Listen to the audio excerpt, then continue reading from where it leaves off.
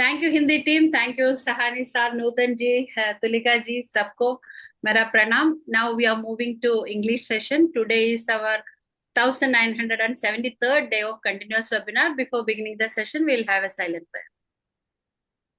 Good evening and welcome once again. Welcome all the participants for today's session. Today is our 1973rd day of continuous webinar. Today's our speaker is Dr. K Srinivasan. He is MD in Homeopathy and he is a visiting professor at Shivaraj Homeopathic Medical College, Salem, speaker of various conferences in Canada and India, and practicing in Chennai and Salem.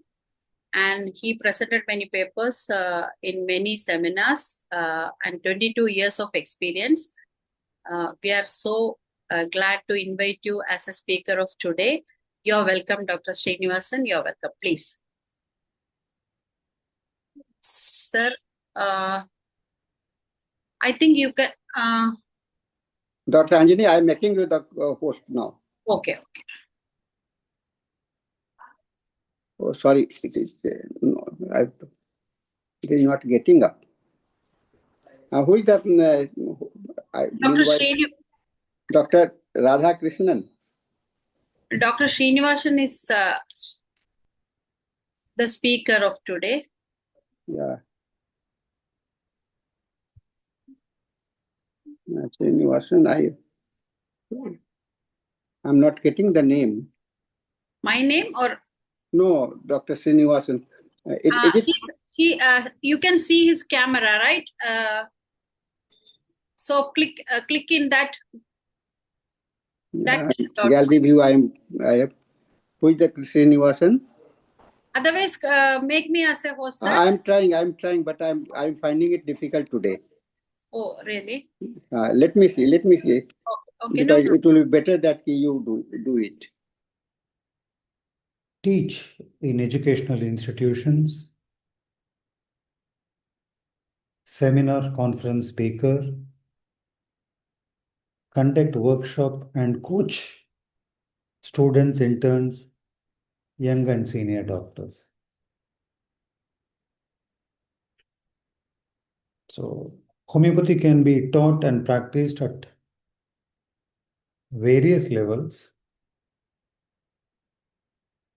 Let's see one most fundamental application and learning.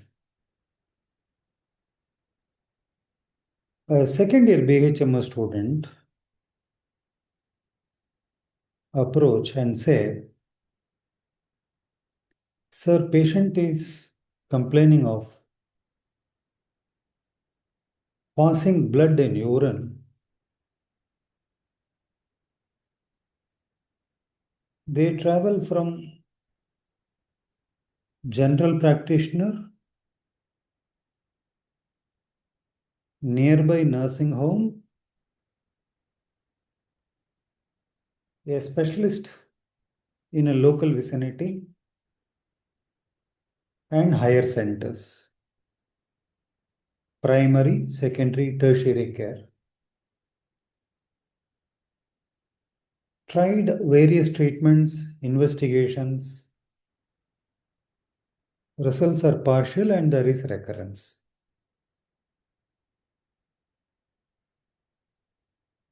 Then one doctor identified one point,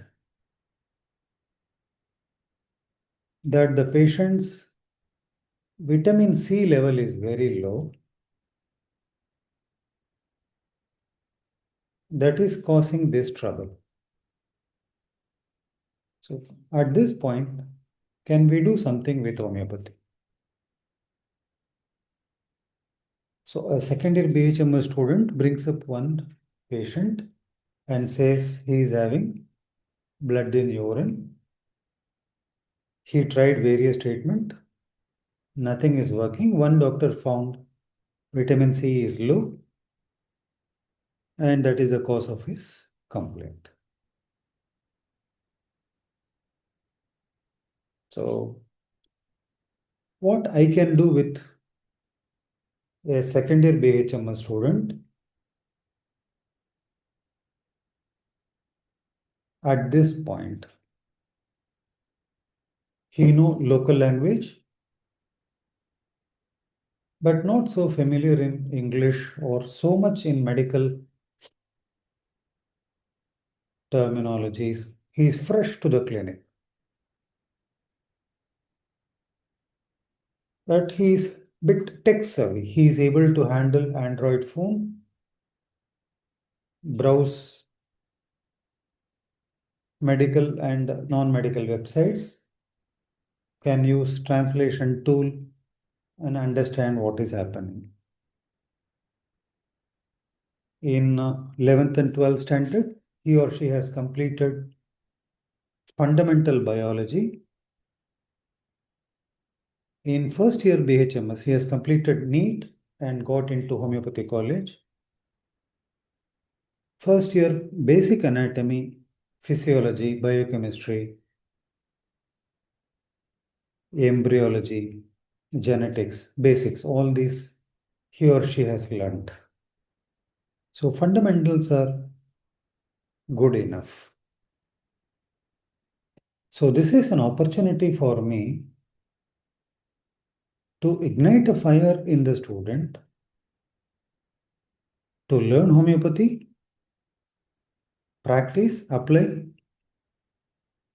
and produce results and make a living through that. So that is the very heart of this speech. Can I positively influence this student who comes up with one very common clinical expression, basic clinical expression,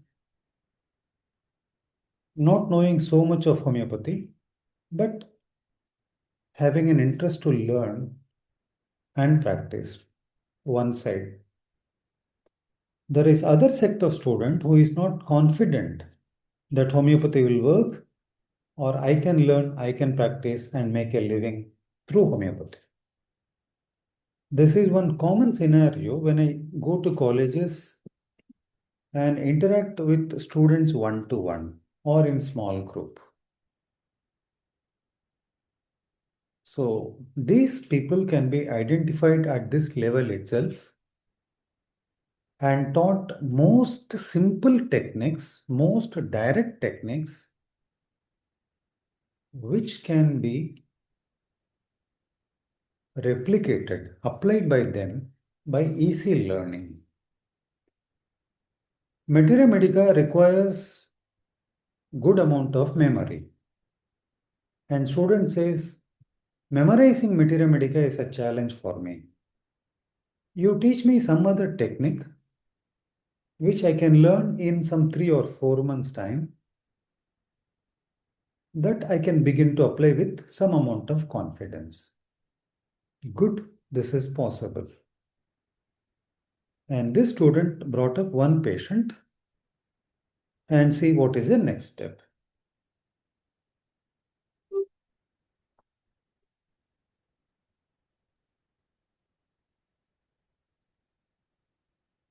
Learning step by step.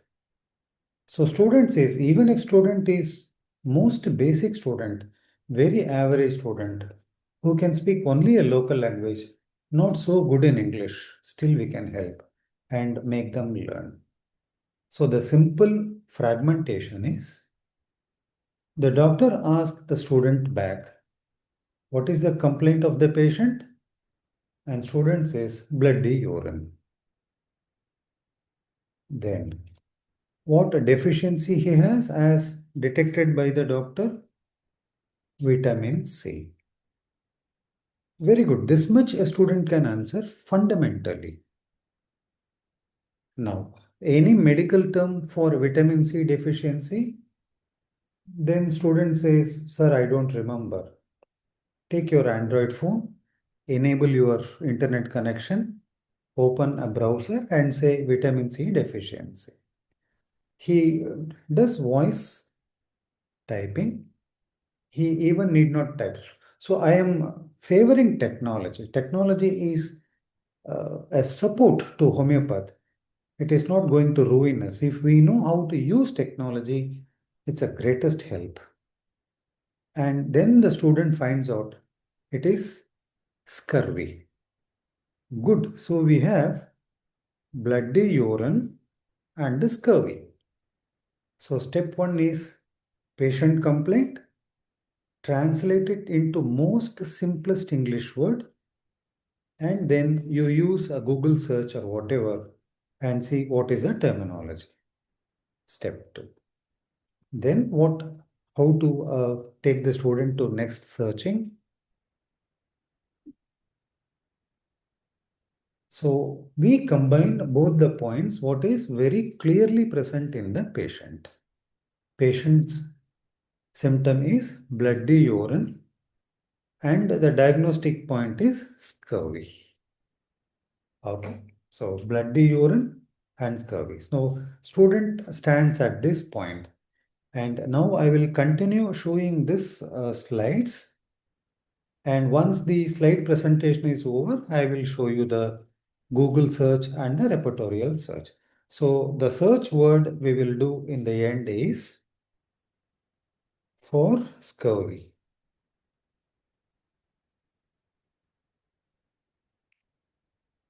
And what is the next step I can do with the student? I had familiarized the student with one repertory, because memorizing Materia Medica, the challenge I also faced. As a student, when I read Materia Medica, one, I am not able to memorize, and most of the drug symptom look similar to me. I was not able to differentiate. So these two challenges I had, and I found this challenge is common for many students also. So what is the solution?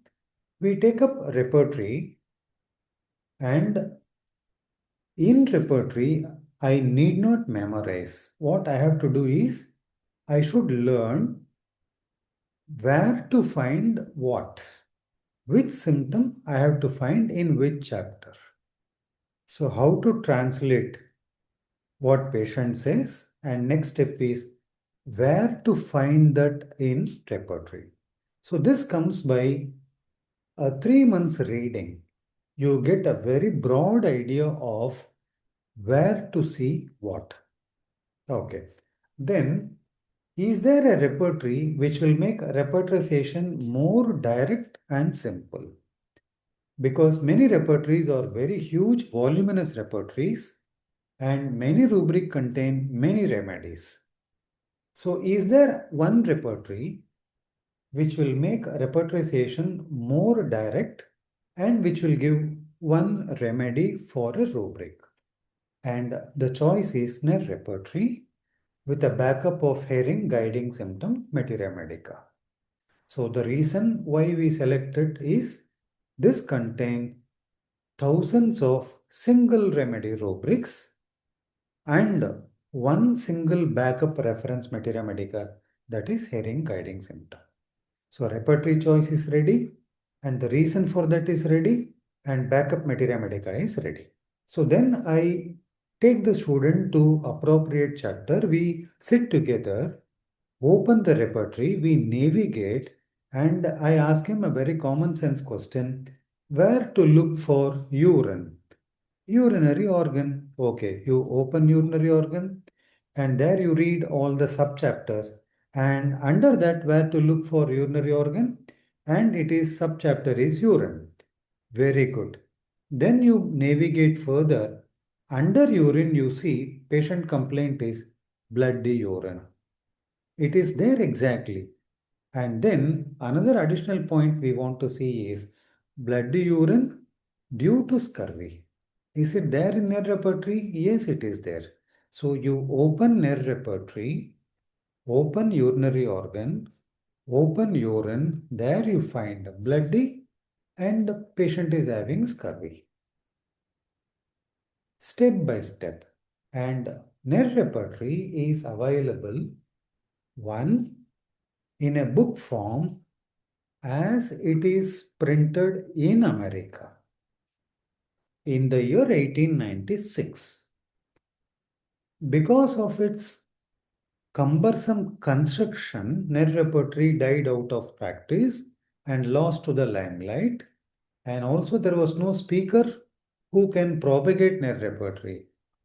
And very closely, Kent became a very good speaker and he published his repertory, which was comparatively more easier for reference and locating. So therefore, KNER repertory, even if it was published in the year 1896, much ahead of Kent repertory, it died out because of these reasons. And one additional advantage of KNER repertory is backup materia medica, single materia medica having guiding symptom. And KNER repertory is available in book form in Indian reprint edition, which is a rearranged rubric according to Kentian style. So search is made easier in this Indian version of KNER repertory.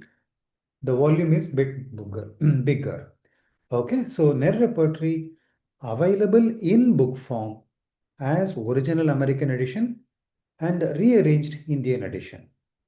Second option is in many software, KNER repertory is included. So if you are having software, you can use software and open this KNER repertory and find out the symptom.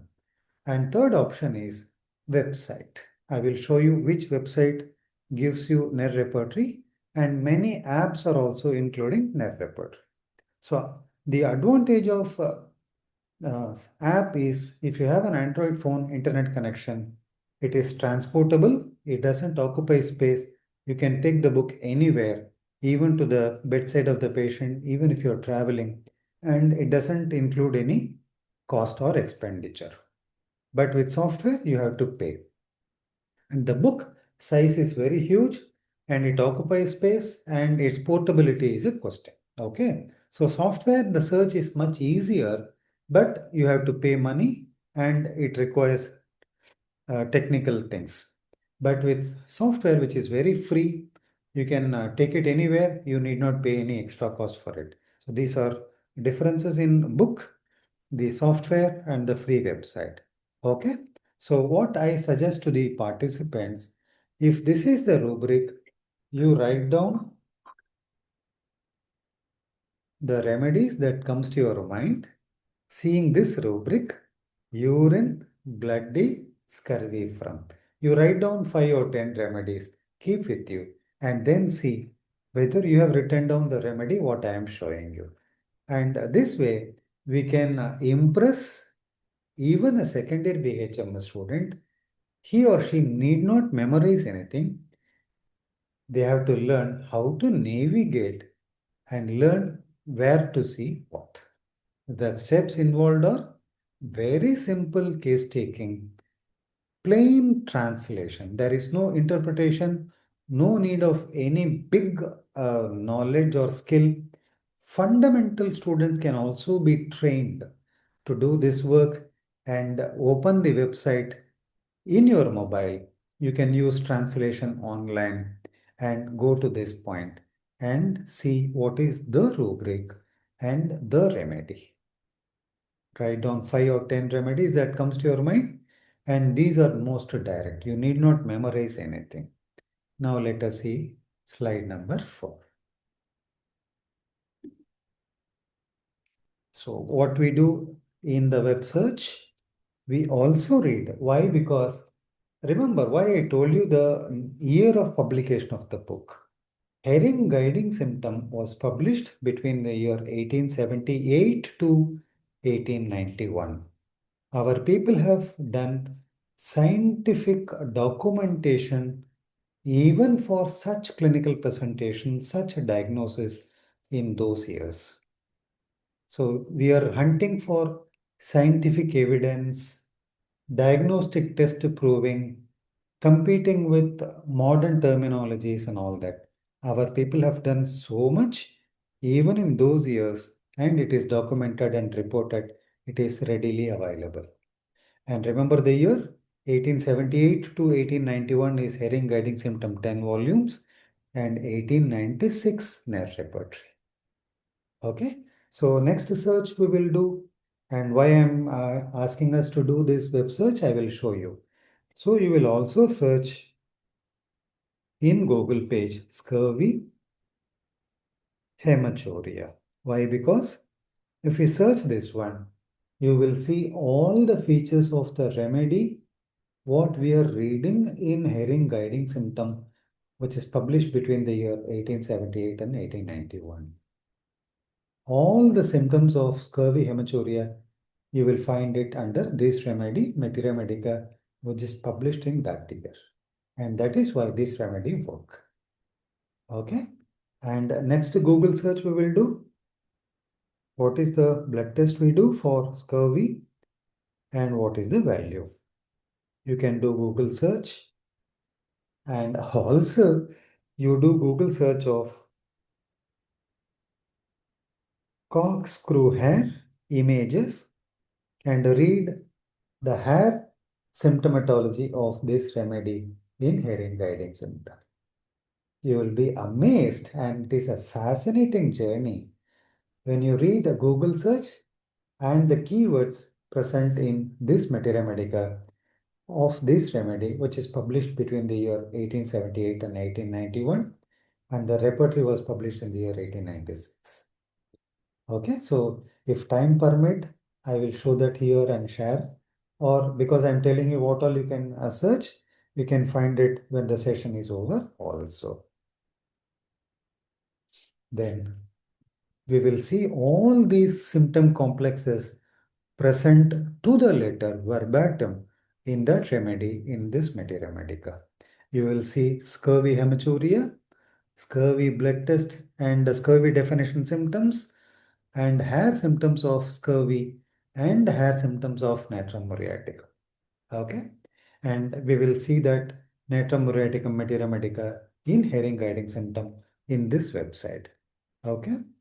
Then other keywords in Materia Medica, accompanying features of scurvy, hematuria, and hair. All this we will see there. It's an amazing journey. It is so fascinating. And the Gen Z kids who are seeing it now or who will see it later in our YouTube share, this, if you are tech savvy, Herring Guiding Symptom and KNERR'S Repertory, you can do real fun, and it is a great game. You will enjoy searching it. Then the next slide here. And what happened in proving and how these symptoms are recorded in our literature. Okay. So proving was conducted first by Hahnemann, and he taught many people, and the news spread across. The technique was applied, and there is pouring literature of proving Materia Medica in Germany, Europe, US, and across the world. So proving took up momentum, and there was lot of proving happening at Hahnemann time and post Hahnemann time, and those were exchanged among the giants, and a lot of translations also took place. Okay, so Herring mainly did collection of proving symptoms. He conducted proving by himself, he has published, and one decision he took was, instead of me publishing proving Materia Medica again, which is being done by many other giants, what I will also do is, I will collect all the clinically tested cured symptoms which are prescribed on the basis of symptom similarity. Proving Materia Medica, symptom similarity, cured symptoms. I will collect cured symptoms, collect it and publish as a book. So that is Herring Guiding Symptom Materia Medica. And what happened in proving is, all the proving symptoms are arranged in certain order. Patients will say in one order, and for comparative convenience, all the symptoms are sorted into chapters. Patient says, I have coryza, lacrimation, eye headache, throat pain, fever, and chills. Patients say this in this order, or the prover says in this order. But what the master provers did was, these symptoms are sorted into nose, eye chapter, head chapter, throat chapter, fever chapter, chill chapter separately for quick reference when they are in practice. So provers reported symptoms in an order. For comparative convenience, the symptoms are aligned in Materia Medica. They are sorted into different pockets. So this is one challenge for us and the masters who are directly involved in proving and constructed the literature. Because they are directly involved in proving and they sorted the information into appropriate chapter, when they see the patient, they knew that when patients say this symptom, how to connect different chapters. Follow this point. These proving masters, they are involved in proving and involved in sorting the data. So they knew how to connect the flowers and make a garland, which is lost to us. We read only these commentary materia medicas. So many a times when we take one flower from one chapter and to connect with other flower, it is not matching and the garland is not coming the way it would have come with our masters. Because we are not involved in proving, we are using only aligned materia medica and the literature that developed later. So these masters who have written extensively the proving materia medica and materia medica construction and repertorial construction, because of their direct approach to proving and materia medica and repertory, they are able to make different flowers and a suitable garland, zigzag puzzle. Okay, this we lack. So remember this point. Then the solution is how to identify and connect the right flower. That question is there. We will see that in the due course of the presentation. And for that, Herring says a three-legged stool. I will show that also where he says that in Herring guiding symptom. Three-legged stool. So that is one practical way out when you repertorize or when you use materia medica knowledge, how to bring the right flower and make an appropriate garland where the probability of that working is more. Okay, so what happened is literature building and then clinical application become pooling. And what type of symptom works the most is functional totality, subjective symptom totality. So these symptoms in the patient almost represent the proving symptom.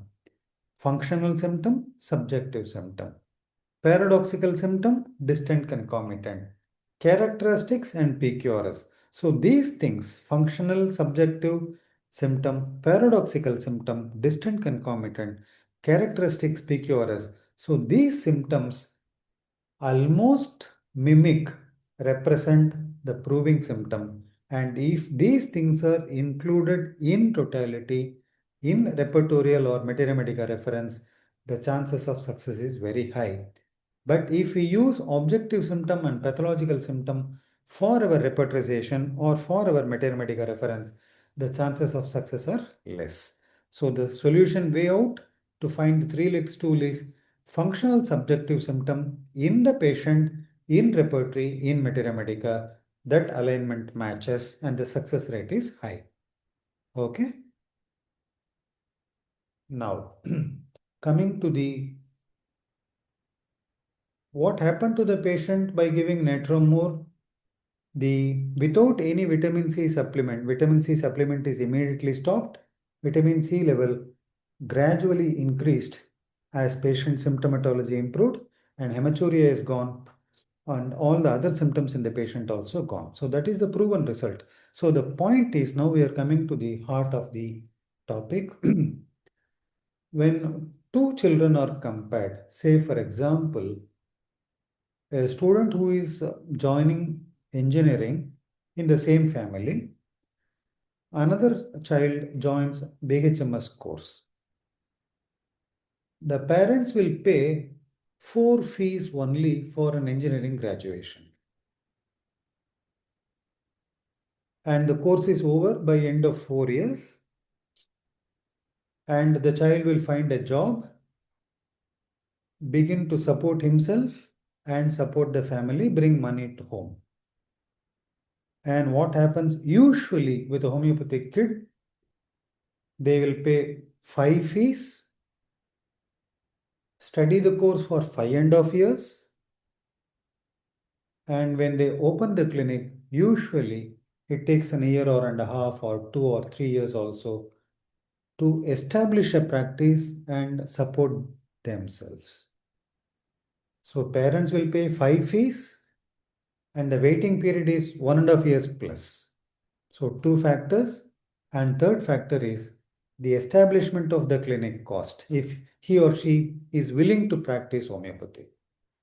And then monthly expenditure, then support till he or she establishes a practice.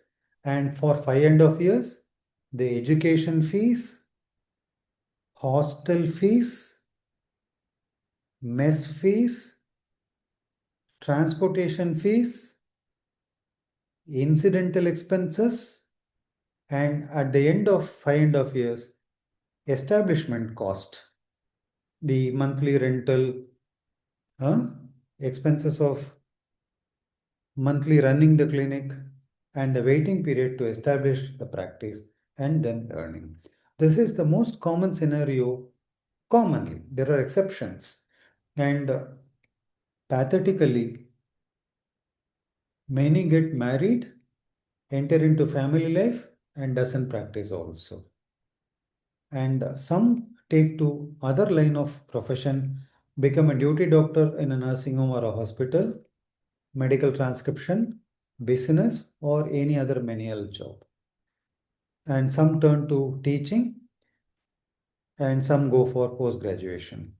So most common scenario is 5 fees, 5.5 years education, and because of that extra expenditure and then waiting period, establishment costs, and all other things.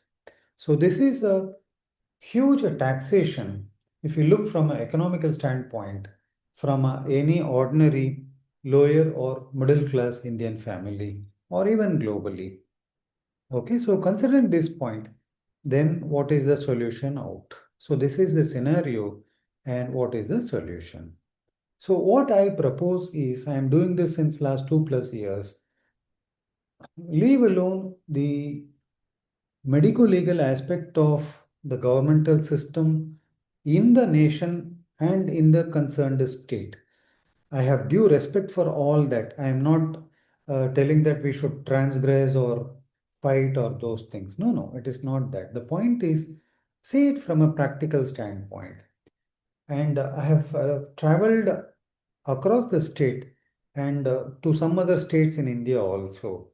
And I honestly feel that, and I have found that there are non-medical homeopaths who are in different professions, who are not having medical graduations or medical training. They have significantly contributed for growth, development, propaganda of homeopathy across India. So it is on the basement they have laid, and they are contributing even today, that graduates, postgraduates, and super specialists in homeopathy is standing. They have laid good foundation and they are contributing also. In any field, there will be bad people. Any field, not only homeopathy, not only medicine, any work. So it is not that question people are spoiling things. The point is, there are good people who have definitely contributed for the growth, propagation of homeopathy from lay people. In literature, talking to people, prescribing, whatever it is. When it is possible for lay people to learn homeopathy and apply, why not it is possible for a student who have taken up basic biology in 11th and 12th, who have completed basic physiology, anatomy, biology, genetics, embryology, and who have completed NEET also and came to second year in homeopathy, why not they can be taught and trained in one method, one book, and support them to go to their place and practice homeopathy on definite evidence. definite reference, definite support, not therapeutic tip, not specifics. You give 5 mother tinctures, you give 10 remedies, you try this, you try that. No, no. They can be trained in most systematic, accurate homeopathy in 3 to 4 months training. When your mobile is in your hand and it has internet connection, you know your mother tongue and you know how to use your mobile translator and translate local language patient into basic English word and how to see that, where to see that, find exact reference and read it in Repertory and Materia Medica, give remedy and see whether patient is helped or not. This is definitely possible. My very fundamental question is, because I physically live in Tamil Nadu, because today with technology, anybody can practice across the globe. So today that geographical location is not existing. I am physically present in Tamil Nadu, India. The population is say 8 crore. 8 crore.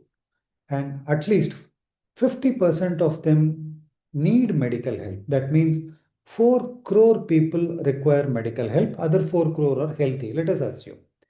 Among these 4 crore people, only 10% come to homeopathy. So it is 40 lakh people. 40 lakh people need homeopathic support.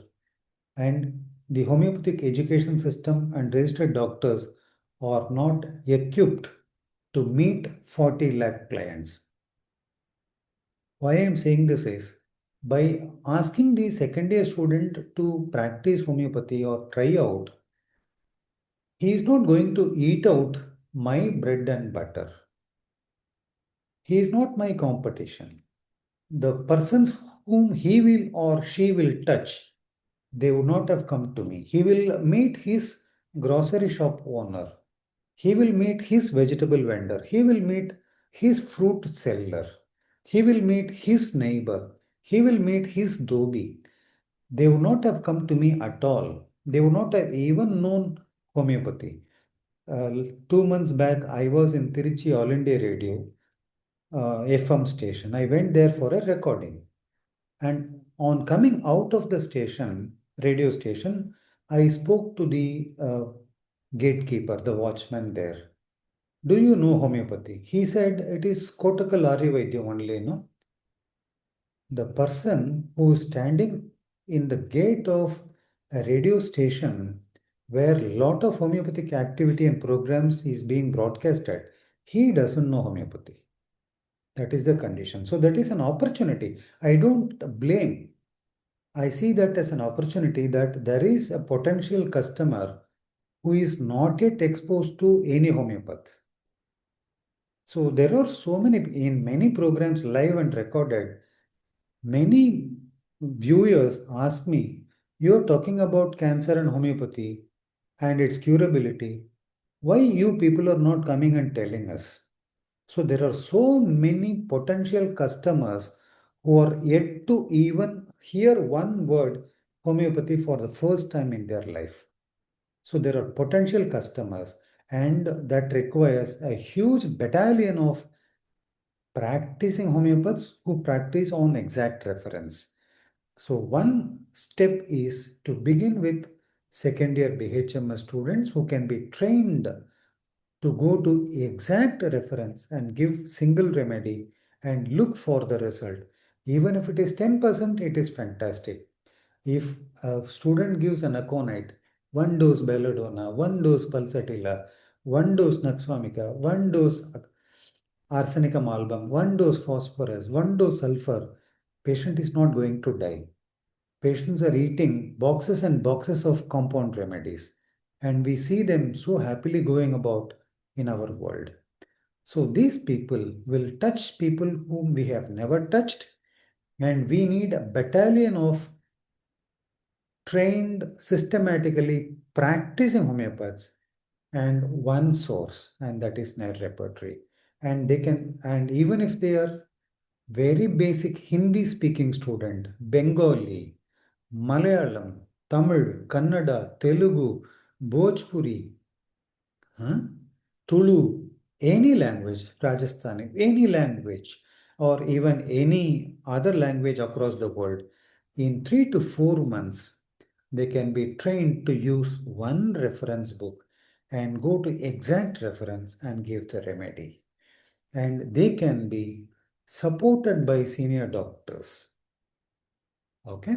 So to let them solve cases by themselves, interaction, monitoring, and support. So this is possible to do across the globe as well. What I request is to train people from that fundamental level, and we want not graduates, not postgraduates who are going to other field. We want to create a band of practicing homeopaths on systematic exact reference and produce result. This is possible. So what is the likely outcome? Exact reference prescription than mere therapeutic dosing of the patient and shallow superficial possibilities. And hands-on experience from second year, second, third, final internship, 4 years of direct experience to that student. Just imagine, client base develops in 4 years, and then gradually financial independence comes up. So if the student is vigorous enough and show enough interest to learn and apply, by the end of first year itself, he or she will have developed clientele, and he or she will be able to pay the college fees by themselves and support themselves for all the incidental expenses. And by third final internship, he or she would have flourished practice in themselves and parallelly fulfilling all the academic needs. So I am not against legally qualifying of students. I fully support it is needed for various reasons. On the other hand, parallelly, if they practice from first year, I will be the happiest person in the world. So, systematic, exact reference practice, hands-on experience, client-based development, financial independence, and it is a win-win situation for students, patients, for the family, for the institutions, for homeopathy, and allied branches, including pharma. See, the point is, when institution produce practitioners, when there is a flourishing practitioner, any parent, any Indian parent or anyone in the world, when they see that people can make a living, a decent living, good living by becoming homeopath, naturally, any father or mother will think that I can put my son or daughter in a homeopathic institution, make them homeopathic graduate. So, one successful homeopath in that vicinity will have so many effects. Only when he flourish or she flourish, next generation homeopaths will join the college and tend to become practicing homeopaths. So all these has so many impacts, hidden and direct. And when pharma companies is also needed to practice homeopathy, because recently I went to Sivaraj Homeopathy College in Salem. The hall is full. On one hand, I am happy, but the hall has only less than 10% of male graduates or students. So, in scenario in Tamil Nadu, large number of female doctors become homeopaths, but less number of them become practitioners. Okay, so the institution, this is another point, the teaching institutions and the systems should take into consideration and work seriously on it. We want not only graduates or people who are licensed to practice and registered in the councils. We want practicing homeopaths who practice exact reference prescription with single remedy practitioners. So that will gradually bring up high quality homeopathy, and it has a win-win situation for students, patients, family, institutions, also to homeopathy and allied branches like pharma. When practicing homeopaths are there, there will be good amount of need for family sale or pharma sale, and there will be thriving good quality pharmaceutical company who will manufacture quality homeopathy medicine, and when dispensed to patients will produce the result what we want. Okay, so all these are so closely knit, and we have to contribute for all these things. Okay, and do I support what I talk? Yes, I do support. So this is my uh, WhatsApp number. This is my email ID. If you message me in WhatsApp wanting to learn KNERR repertory and hearing guiding symptom and produce systematic result, most direct evidence, not that you have to memorize all the rubric like this and make a quick prescription, or you want therapeutic tips. No, we don't do that. What we do in that 3 months or 4 months training period is most systematic training of what is there in a repertory and hearing guiding symptom, and then how to read it, how to use it, how to take the case in a very simple way, how to go to exact reference, even if your reference is very simple, and how to prescribe. And then we give a backup follow-up of what are the hurdles that will likely to come and how to overcome, how to solve it. Okay, so if you are a first year student and you know only basic language, yet we support you. So second year student, third final internship, fantastic. Still we will support you, and in 3 or 4 months time, we can train you to use this one book, this one reference in Repertory and Materia Medica, and produce at least 10% result. At least 10%. Okay, so we take up questions. We have 10 minutes. And I told you what are the references you can do in Google. Please do that. And hearing guiding symptom, I'll try to share. And if, of course, there must be other doctors from different languages across the globe, I will show you one funny learning, how technology helps us a lot. So this is the website I use, homeohint.org. We go to the website, we locate hearing, we open hearing guiding symptom, we open N series, we open Netramur, we open urinary organ. Here you can see all that. I think that is a remedy. It must be in a different location. Scurvy, that is different. What I actually wanted to show is why because even if you are not familiar, I open a different remedy. Sorry. We open Netramur, urinary organ, and here is all the symptoms of urinary organ.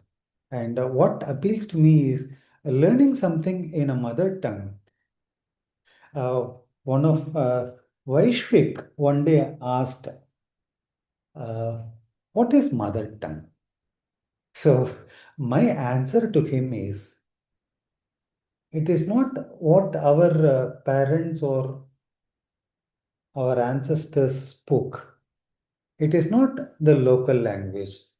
The language that appeals to my heart, where I can express my heart out, the language through which I can express my heart out. I can sing, I can write, I can speak. That is the mother tongue. It is not defined by geographical location, where you are raised, what your father speaks, what your mother speaks, not your ancestor. No, no. That which appeals to your heart and that which gives you the feel of expression, that is mother tongue. So here is natrum or mind, and here is in the web page, you have a translation thing. I will enable it and show you. You can translate it in Malayalam, you can translate it in Tamil, you can translate it in Hindi and read out. I'll try to enable it. You can try out. And here is a translation option, and it asks for language you want to translate. Here I am enabling Tamil. You can try Malayalam also. It asks for a language option.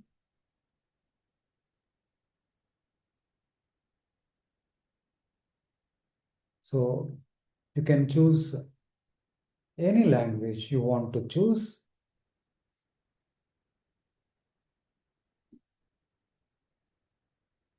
So suppose I choose Malayalam. So because so it will translate to Malayalam, and you can read Malayalam Materia Medica Natrum or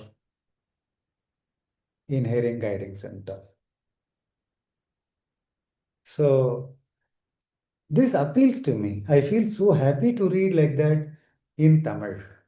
So you can try out in Hindi, in Malayalam, in Telugu, in Kannada, in Tulu,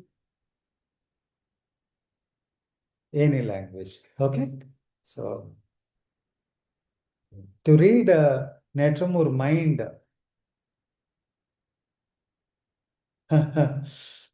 in Malayalam.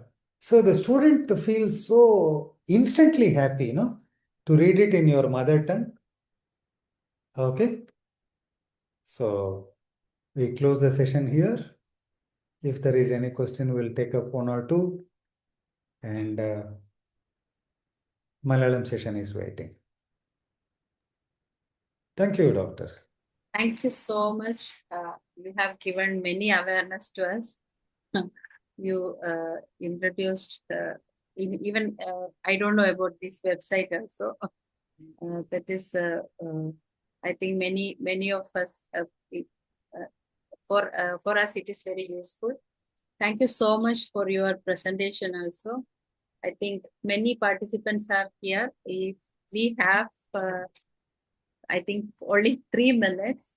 But even though if you have any questions, you can raise your hand. Dr. Hariharan already raised hand. Sir, you can ask, please. Unmute and ask. Yeah. Hello, sir. It is a wonderful presentation. Nice. Congratulations. Can you hear me, sir? Yes, yes.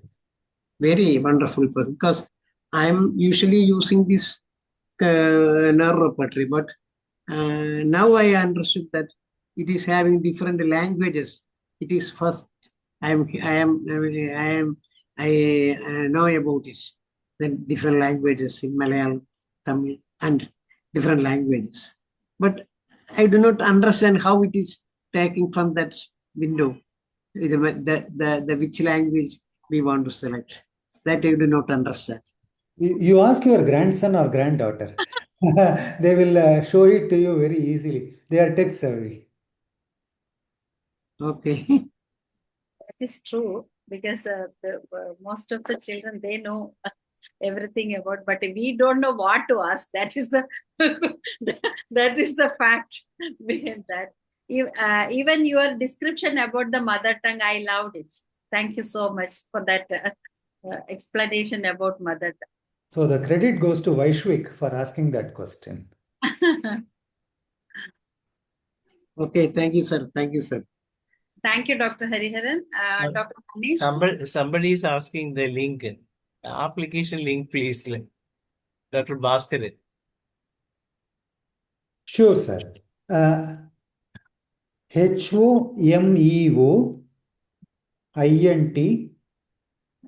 I will send the PPT to you, sir. You can share it in the group. Okay. HOMEOINT.org. So it is a very fascinating journey going through this website, seeing the books. It is so fun. And Gen Z kids will really enjoy exploring it. Dr. Veena has written homeo. No, yeah, she's showing the website name. Is that homeo? ITO. Chat, it is clear in chat box. Yeah. I have taken. Okay. Yeah, Homeo International Organization, right? Dr. Ram Parvesha, sir. Thank Please you, say what are thanks to Anjani. Sir, Thank you, Anjani, and everyone. Namaskar, good evening, and congratulations, Dr. Srinivasan sir. Very useful presentation. KNERR'S Repertory. Very, very thanks. Behalf of IFPH. Very, very thanks. Again, presentation. Thank you, sir. Thank Sir, you for how to select the link, sir? Is this not shown in the chat box?